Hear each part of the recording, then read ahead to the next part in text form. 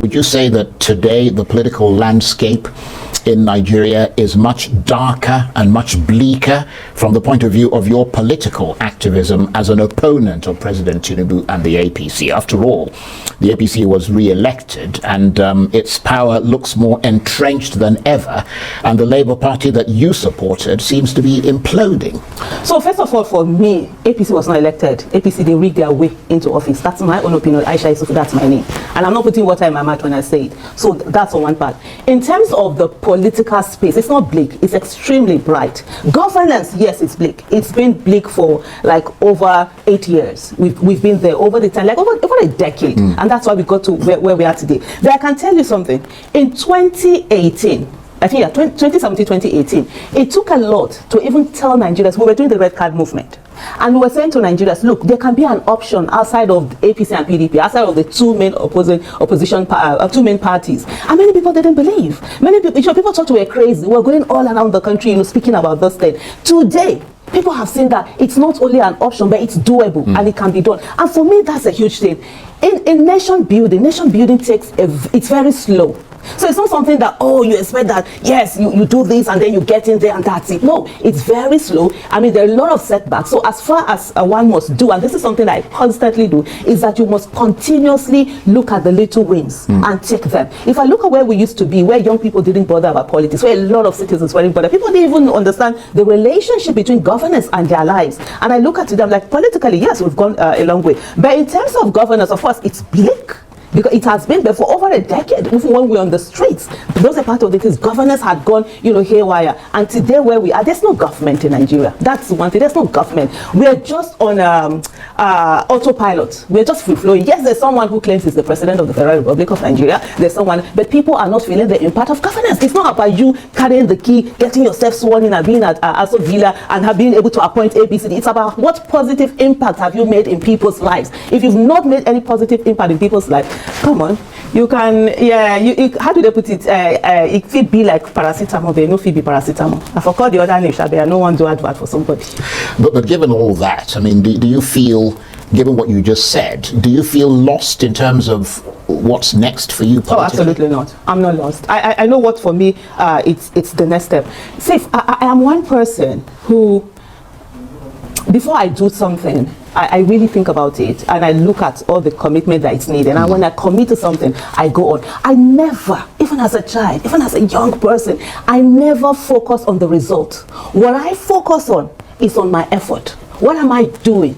Yes, the result might have gone not the way that it was supposed to be, not the way, but what am I doing? That's what is most important for me. And so that's what I'm still focusing on. Today, I believe that we need to have a lot of people in politics. This whole issue where people sit back and say that, oh, they're not doing politics, they don't want to do politics, it hasn't served Nigeria in any way. Nature abhors vacuum. And if you allow, if there's a vacuum, charlatans will go in there, they will occupy the space. First of all, we need people with second jobs in politics. Politics should not be people's primary job. That's one of the problems that we have here. We need people with competence, character, capacity running for offices. We need people being part of politics. And even if you're not running for office, you could be a party member, you could be one of the delegates, you could be someone who's going to be a party agent. There are so many things that you could do within that political space. And so it's very important for us to begin to do that.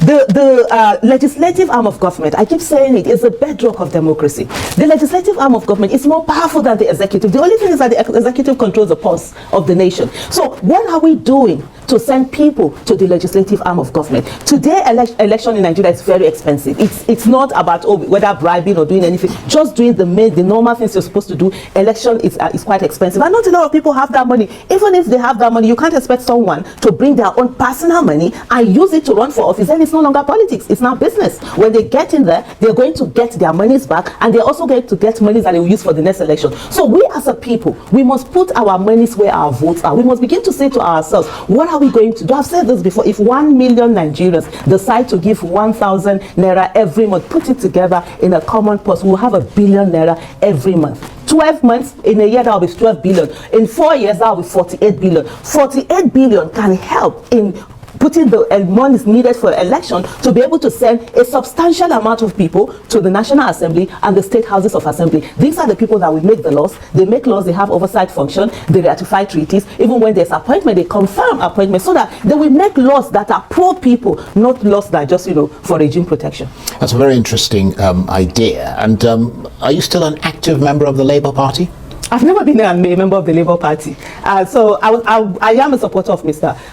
Peter Obi, and there are candidates of that have come. So you had nothing really to do with the Labour Party? I mean, well, I've supported some of their candidates, but I've never been a member. Often I've not yet been a member of a party, but anytime that I am, definitely to be made public. It's part of the things that I also need to do, and a lot of Nigerians need to do, because at the end of the day, the parties, there are no internal democracies in these parties, and these parties are the ones that give us the people that will govern us. We need to have people in the parties, all the parties that are out there, whether there are new ones or whatever. We need to have people that would ensure that the best are the ones that are fielded, not the worst. You were willing to work within the machinery of the Labour Party because Peter Obi was the presidential candidate, so you couldn't have supported him in isolation from the Labour Party.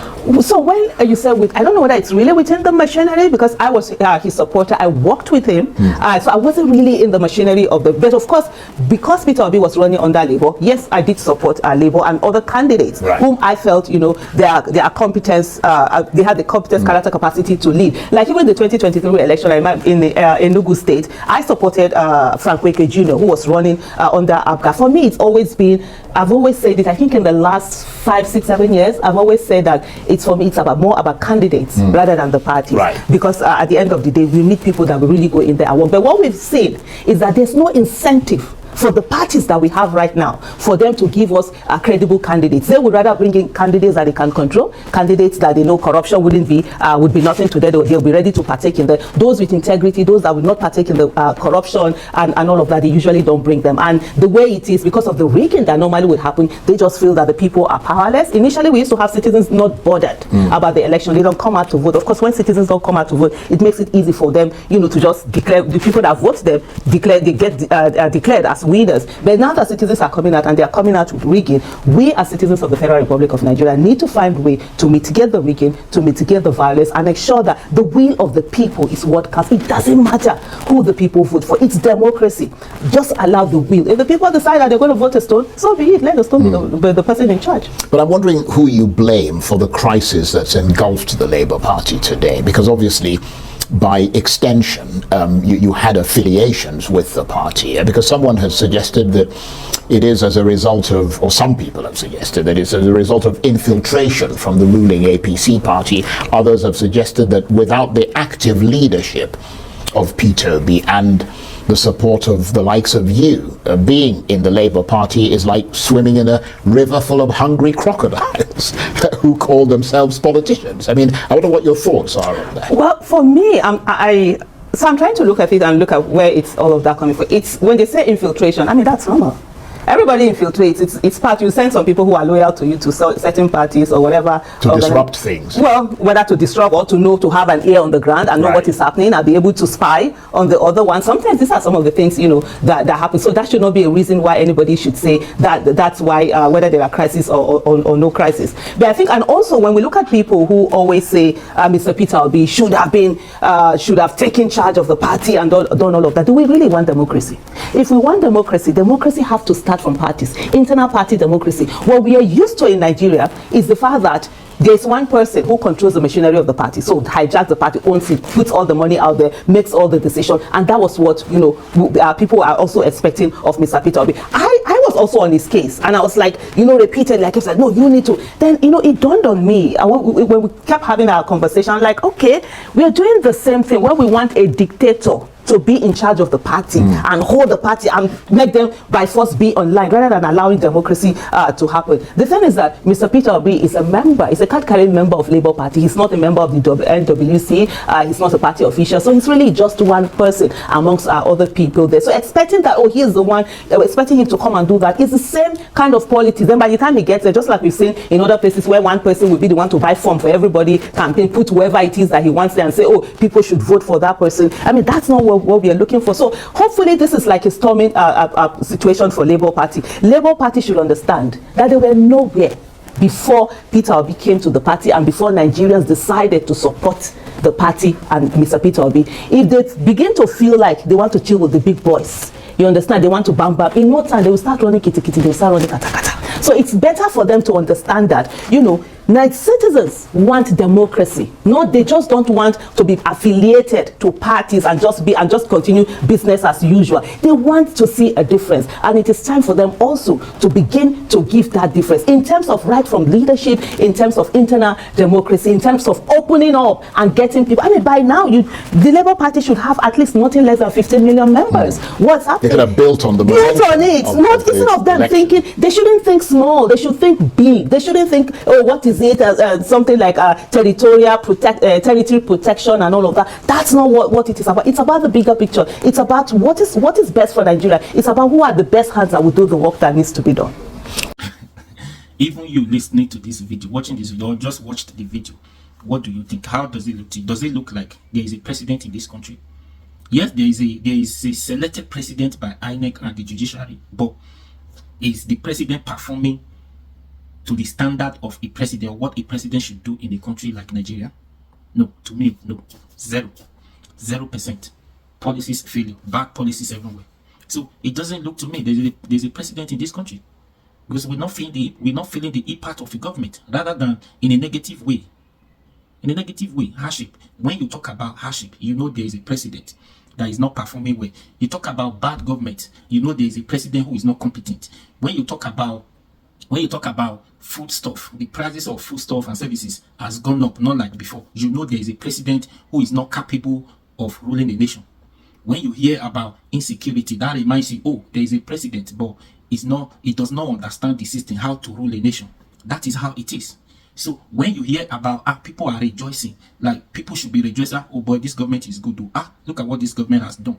See light, see good rules, see what they are doing, see all the infrastructure, see what we have been asking them for since they are doing it, just like Ot is doing in Abia State. That's when you should remember, you know, there's a government, but you are not seeing all those things. You're not seeing all those things, and we're not going to see them anytime soon. So the only way to remember there is a president in this country is bad things, negative things, things that are not working. Insecurity, hardship, poverty, people are dying, hunger, starvation. They throwing more people into poverty. That's when you remember there's a president. It shouldn't be. It shouldn't be across all the states. So is it the government we want? Is this the government we want? A government that wake up to say they want to pay workers minimum wage 48,000 naira, a country where a bag of rice is being sold at over 70,000 naira. So how are they going to survive? So when you look at all those things, then you remember there's a government that is not doing well, not capable. So that's why Aisha said there's no government in this country. It's currently there's no government. Yes, there is a name called Bola Ahmed Tinubu, who says he's a president, yet he's not doing the work of a president. Simple as that. Please share, like, comment, and subscribe to this YouTube channel. Please, let's grow this channel. Please subscribe to this YouTube channel and hit the notification button.